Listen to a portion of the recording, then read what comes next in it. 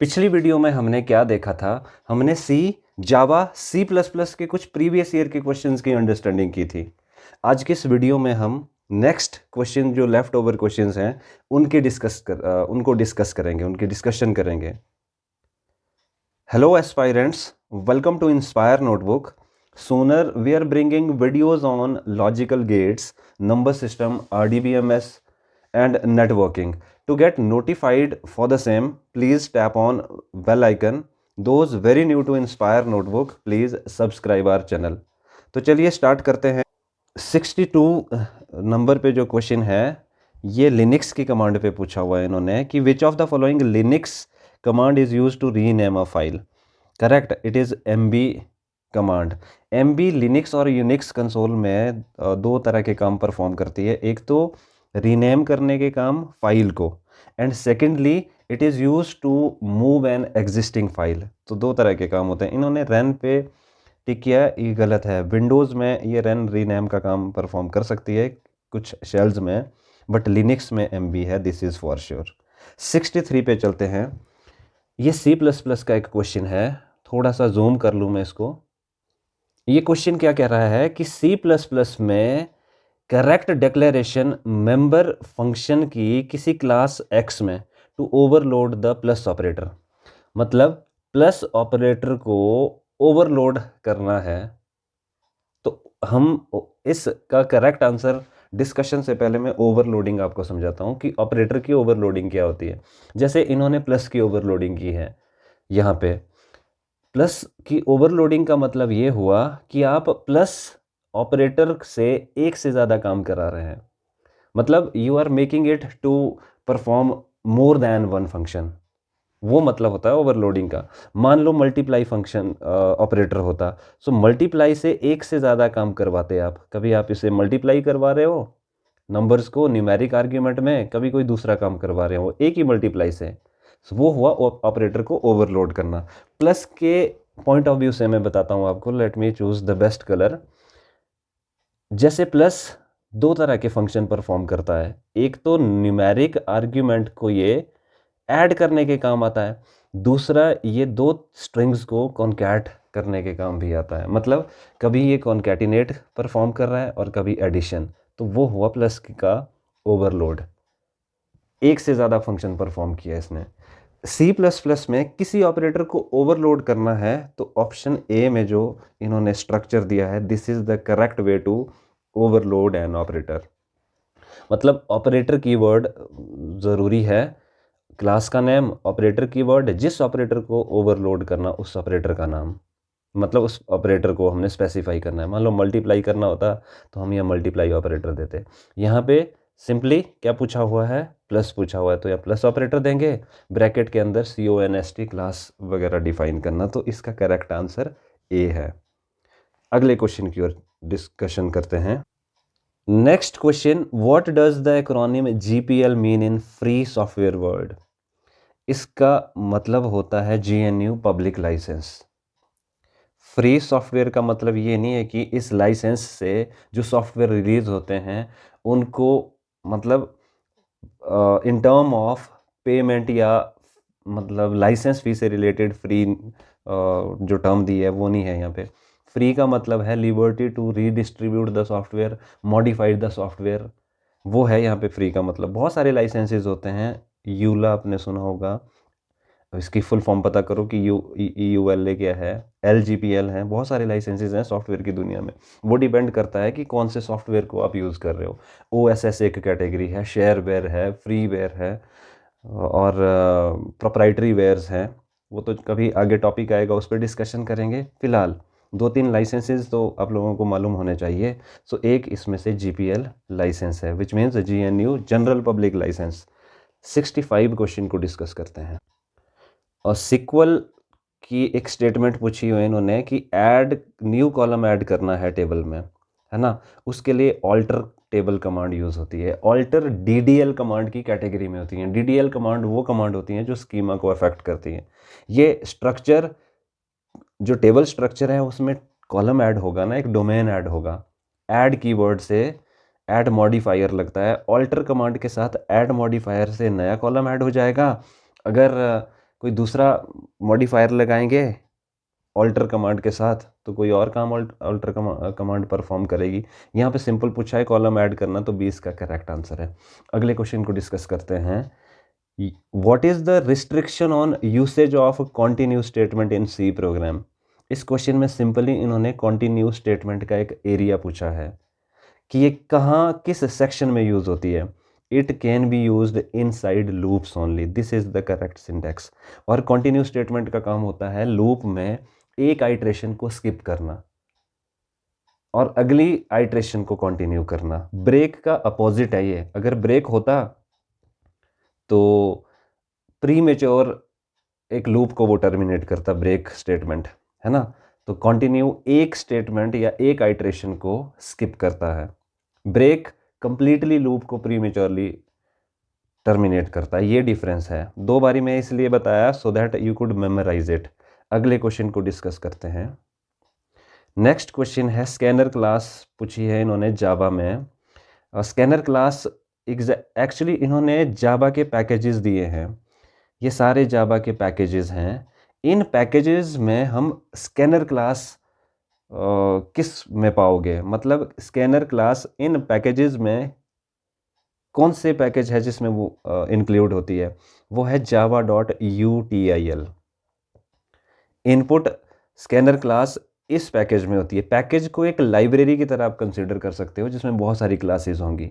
जैसे अभी एक रिसेंटली एग्जाम हुआ था, उसमें java.awt क्लास के बारे में पूछा था।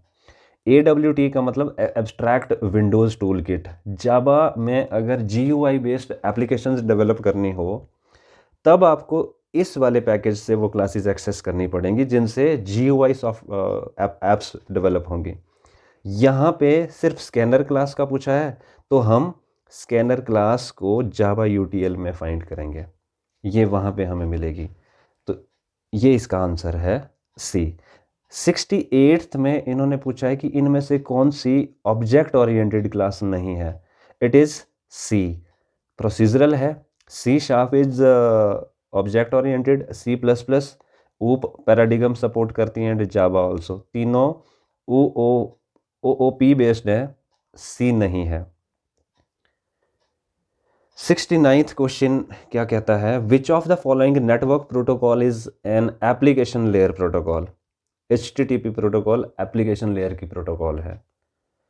आप URL हेडर में भी इस प्रोटोकॉल की इंफॉर्मेशन आप चेक करोगे। UDP और TCP ये एप्लीकेशन लेयर की प्रोटोकॉल्स नहीं है, ये एक जैसा काम करती हैं, एनालॉगस हैं। UDP और TCP ऑल्टरनेटिवली यूज़ होते हैं। ये थोड़ी सी सिक्योर प्रोटोकॉल है, यूज़र डेटाग्राम प्रोटोकॉल थोड़ी सी लूजली टाइप्ड प्रोटोकॉल है। किस लेयर में होती हैं, 4th लेयर में होती हैं। चलो लेयर पे अभी हम नेटवर्किंग में एक नया वीडियो अपलोड कर रहे हैं, उसमें हम हर एक डिस्कशन करेंगे। इस क्वेश्चन से इतना ही। नेक्स्ट क्वेश्चन की ओर बढ़ते हैं। 122 में बहुत इंपॉर्टेंट क्वेश्चन है। इन्होंने एक सिंपल सा क्वेश्चन पूछा है, ये कुछ थ्रेट्स दिए हैं। Which among the following threat uses email and social media for tricking the users into revealing their sensitive information such as username, password, etc. मतलब इनमें से कौन सी ऑप्शन यूज़र के पासवर्ड, यूज़र नेम और credit card की detail को access करने के लिए कौन सा थ्रेट यूज़ में करते हैं। That is fishing. फिशिंग क्या चीज़ है कि कोई मेल आपके फ़ोन में या किसी के भी फ़ोन में, विक्टिम के फ़ोन में इनबॉक्स में कोई मैसेज आएगा और वो मैसेज लगेगा कि that message is from a legitimate resource, कि एक्चुअल असली सोर्स से है वो, बट होता नहीं है। जैसे उस पर हम टैप करेंगे तो हमारा लॉगिन के लिए वो पूछेगा। फॉर एग्जांपल मैं आपको बताऊं, एक अमेज़ॉन का फेक पेज सर्कुलेट होता है, मैसेजेस व्हाट्सएप पे आते हैं कि एक रॉलेट स्पिन करने को आती है कि आईफोन मिलेगा। जब हम टैप करते हैं, आईफोन एक्सेस करते हैं तो वो पूरी डिटेल मांगता है। अब जब हम डिटेल देते हैं तो हमारी पूरा का पूरा इन्फॉर्मेशन वो लोग चुरा लेते हैं। सो फिशिंग के अंडर फार्मिंग एक इसकी सब टाइप है। 4 टाइप्स होती हैं। फार्मिंग एक सब टाइप है इसकी, जिसमें फेक पेजेस पे हम अपनी इंफॉर्मेशन देके वो लोग हमारी सारा का सारा डाटा या सारे यूज़र क्रेडेंशियल्स चुरा लेते हैं, हैकिंग है। बाकी जो ये फिशिंग है, सीक्वल इंजेक्शन है, साइबर बुलिंग है, ये थ्रेट्स पे भी हम एक वीडियो डेफिनेटली लाएंगे। Cyber stalking, cyber grooming, ransomware attacks, spywares, जितने भी थ्रेट्स हैं उस पर हम वीडियो लाएंगे। फिलहाल इस क्वेश्चन का आंसर फिशिंग है। नेक्स्ट क्वेश्चन की ओर बढ़ते हैं। 123 है, which of the following storage media use laser beam to read and write operation. ये है CD ROM. Actually CD ROM में जो डाटा स्टोर होता है वो स्पाइरल ट्रैक्स में होता है ना। तो लैंड और पिट्स को रीड करने के लिए ऑप्टिकल लाइट यूज़ होती है, जिसको हम लेज़र बीम भी कहते हैं। अगला क्वेश्चन डिस्कस करते हैं, ये है 124 नंबर पे। CPU यूजेज रिपीटेड और repeating machine cycle consisting of fetch, decode and execute, है ना। ये साइकिल होता है, डेटा फैच होता है, देन डिकोड होता है एंड फाइनली वो एग्जीक्यूट होता है। ये वाले साइकिल के बारे में पूछा है, ऑप्शन डी इसका करेक्ट आंसर है। 125 पे क्या है, what are the different classification of computers organisation according to Flynn's taxonomy. Option A इसका करेक्ट आंसर है। मतलब डेटा और इंस्ट्रक्शन के अकॉर्डिंग कंप्यूटर की ऑर्गेनाइजेशंस दी हुई हैं। तो ये जैसे आप लोगों ने जॉन वॉन न्यूमैन का आर्किटेक्चर के बारे में पढ़ा होगा, वो है SISD आर्किटेक्चर पे based, single instruction single data, है ना। तो इसने डाटा और इंस्ट्रक्शन के बेस पे कंप्यूटर की क्लासिफिकेशन की है, तो उसे कहते हैं फ्लिंज टैक्सोनॉमी के अंडर। ऑप्शन ए इसका करेक्ट आंसर है। ये कंप्यूटर ऑर्गेनाइजेशन में हम डिस्कस करेंगे, कुछ कंप्यूटर की टाइप्स हैं, कंप्यूटर ऑर्गेनाइजेशंस हैं, बाद में डिस्कस करेंगे। 126 पे क्या पूछा उन्होंने, बहुत ज़्यादा टाइम रिपीट होने वाला क्वेश्चन है, hot question of the day. The term hit and miss are associated with which of the following. Hit और मिस जो टर्म है वो कैश मेमोरी से रिलेटेड है। बहुत इंटरेस्टिंग चीज़ है इसमें। सिस्टम एप्लीकेशन अगर कैश से कोई डाटा रिट्रीव करने की रिक्वेस्ट देती है और कैश मेमोरी में वो डाटा उसे मिलता ही नहीं है, मतलब it won't find the data in cache memory, अगर इसको मिलता नहीं है, that situation is called cache miss. मतलब डाटा वहाँ पे उसे नहीं फाइंड किया उसने। अगर वो डाटा कैश में उसे मिलता है, means if finds that system file finds the data in cache, that scenario is called hit. Data मिलना हिट, नहीं मिलना कैश में, दैट इज मिस। तो ये कैश मेमोरी से रिलेटेड है। नेक्स्ट क्वेश्चन है, in which of the following storage media data bits are stored along a single spiral track moment back. याद करो, मैंने अभी बताया था कि स्पाइरल ट्रैक में किस में डाटा स्टोर होता है, वो है CD रोम, है ना। इन्होंने हार्ड डिस्क किया है, जो गलत है। हार्ड डिस्क में सेक्टर्स में डाटा स्टोर होता है ना। तो इसका ऑप्शन है ए। नेक्स्ट क्वेश्चन है, कंट्रोल यूनिट पे पूछा हुआ उन्होंने कि दो अप्रोचेज होती हैं कंट्रोल यूनिट्स की, दो टाइप्स हैं। एक टाइप दिया है इन्होंने माइक्रो प्रोग्राम्ड कंट्रोल यूनिट, दूसरा होता है हार्ड वायर्ड कंट्रोल यूनिट। ये प्रिंटिंग से रिलेटेड टर्म है, तो इसका ऑप्शन बी है। नेक्स्ट क्वेश्चन थोड़ा सा ट्रिकी है, इस क्वेश्चन को हम समझते हैं, इसको कैलकुलेट करना पड़ेगा। How many bits are required to address 4M/16 main memory byte addressable mode. दो तरह के मोड्स होते हैं मेमोरी एड्रेसिंग के। एक मोड होता है वर्ड एड्रेसिंग मोड, ठीक है, और दूसरा होता है बाइट एड्रेसिंग मोड। इन्होंने बाइट एड्रेसेबल मोड की बात कही है। और 4M/16 मेन मेमोरी, इसमें जो करेक्ट आंसर है, मतलब बिट्स पूछे हुए हैं कि कितने बिट रिक्वायर्ड होते हैं, वो 26 बिट्स रिक्वायर्ड होते हैं। अब आप सोच रहे होंगे कि 26 कैसे हैं, मैं यहाँ पे कैलकुलेट करके बताता हूँ आपको, है ना। अब सबसे पहले देखेंगे हम 4 मिलियन है ये। 4 मिलियन का मतलब होता है, अगर आप इन टर्म ऑफ मतलब टूज एक्सपो करेंगे तो 2⁻²2, मतलब 2⁻²22 का मतलब होता है अराउंड 4 मिलियन। अगर आप इसको सॉल्व करेंगे इनटू 16 को भी अगर हम 2 in term of twos power करेंगे तो वो 2⁻4, 2 2 4 2 8 सॉल्व कैसे होंगे, बेस सेम है तो पावर्स प्लस होती हैं, 2⁻26। ये इसका एग्जैक्ट आंसर है 26। सो नेक्स्ट क्वेश्चन डिस्कस करते हैं। 130 पे है, नेक्स्ट बोल रहा है एड्रेसिंग मोड हमने चूज करना है कि ऑपरेंड वैल्यू इंस्ट्रक्शन का पार्ट है। कहने का मतलब इंस्ट्रक्शन में ही ऑपरेंड्स को हम एक्सेस कर सकते हैं, वो है इमीडिएट मोड। ये गलत है, सी इसका करेक्ट आंसर है। 131 ये क्वेश्चन अभी भी रिपीट हुआ, लोकेलिटी ऑफ रेफरेंस किससे रिलेटेड है? मेमोरी से रिलेटेड है, कैश से रिलेटेड है ये। तो इन्होंने पूछा है कि अगर मतलब कि recently accessed item tends to be accessed again in near future, कोई आइटम फिर से अगर उसे एक्सेस करना है फ्यूचर में, तो वो कौन सा लोकेलिटी ऑफ रेफरेंस है? This is temporal locality of reference. मतलब एक इंफॉर्मेशन को फिर से एक्सेस करना है तो उसे टेम्पोरल लोकेलिटी ऑफ रेफरेंस कहते हैं। 132 में which of the following is not a technical specification of printer?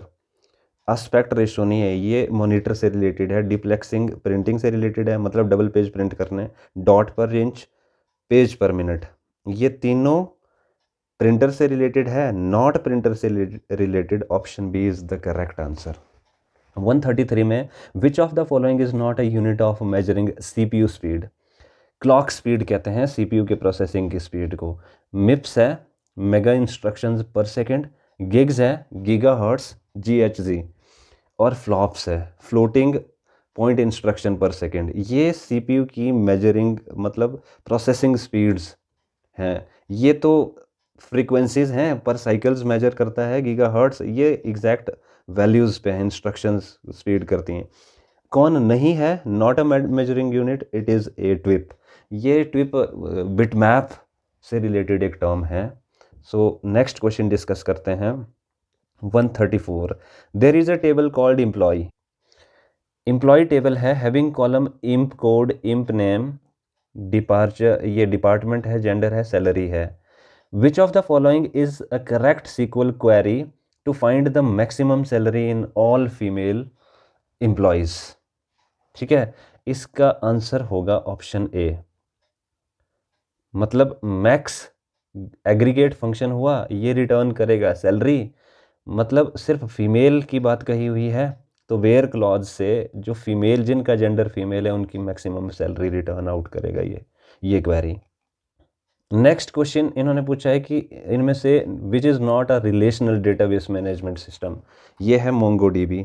Actually database system है ये, बट ये इस तरह का डेटाबेस सिस्टम है जिसमें रिलेशन नहीं होता है। रिलेशन डेटाबेस की टेक्निकल टर्म है जिसका मतलब टेबल होता है। जो टेबल होता है उसको रिलेशन कहते हैं डेटाबेस में। मोंगोडीबी डेटाबेस है बट इसका जो बेस ऑब्जेक्ट है वो टेबल नहीं है।